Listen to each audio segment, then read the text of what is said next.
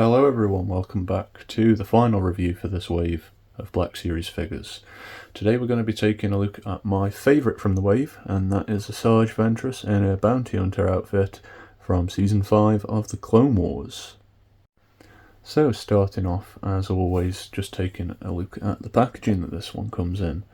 You've got the character name on the side, number 21 in this particular subline, Star Wars The Clone Wars across the bottom. And then you've got the mural art of the character on the side, looking very nice, I must say. That is then repeated on the back, and there's also a character bio, should you choose to read it. And here we have Asajj Ventress herself, looking very menacing and very cool. Now I know what you're thinking, this guy's a Clone Wars fan. It's obvious that this was going to be his favourite in the wave. I mean, you're not wrong. But, objectively speaking, it is a fantastic figure. I think the samurai-esque armour has been depicted incredibly well, and it makes that translation into action figure form, and it's absolutely superb and very well detailed. Every release just lately with Hasbro tends to blow me away. As you can see, that texture and that application, very, very nice. She's even got the little design there on her shoulder pad, and all these cool details also follow around to the back. She's also got her signature tattoos as well, just as the original release had.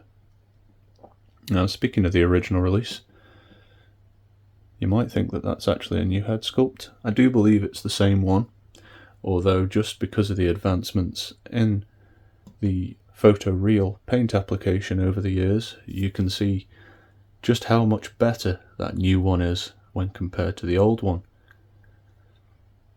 Now, whilst we've got the old one in shot, we may as well say that the lightsabers are the same, although the colour of plastic used for the hilts is different.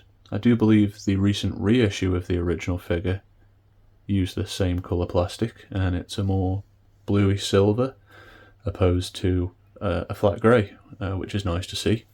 Whilst they are the same, it is nice to have a little variation on the shelf. So we'll take that figure away. And whilst we're talking about accessories, I'll bring in a helmet, which this figure comes with. No Bounty Hunter would be complete without a helmet now. Now this does operate on a hinge, so when it's on the figure's head, it will move up and down. Although it is hard to demonstrate on the figure itself, as the helmet does sit on a little loose. But once in place, it will look very nice for your display. So just take that back off, just so you can see that really cool head once again. Now, as far as articulation goes, it's your standard bag for a modern day Black Series figure, shall we say.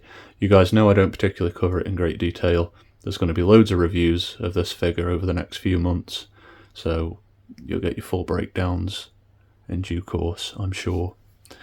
But if you're going to pick up any figure from this new wave, I have to say, this is the one to get in my opinion.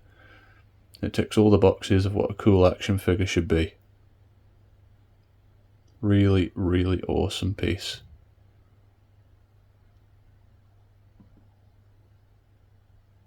I would not be opposed. Now I know reissue, or reuse rather, is a bone of contention in the Black Series community. It can be done right, it can be done wrong, but I would not be mad if we got this figure again with a few minor tweaks to represent the Dark Disciple appearance of Ventress. Now I know we didn't strictly see her in that outfit on screen. I suppose it has been translated a little over the years into what we've seen in Tales of the Underworld, although that is where you would catch a brief glimpse of that. But I think over the years that story, that unfinished episode arc, has become so iconic, and rightfully so. It's a fantastic novel. I do often think it's a shame that that one didn't quite make it off the cutting room floor for many reasons. But yeah, Hasbro, if you're listening, throw some hair on this one. Give us a Dark Disciple Ventress. and that will pair really nicely with the upcoming Quinlan Voss in next year's fan channel wave. So I think we've just about covered everything. I think I've gushed over this figure enough. You should definitely go out and buy it. Thank you all for watching once again.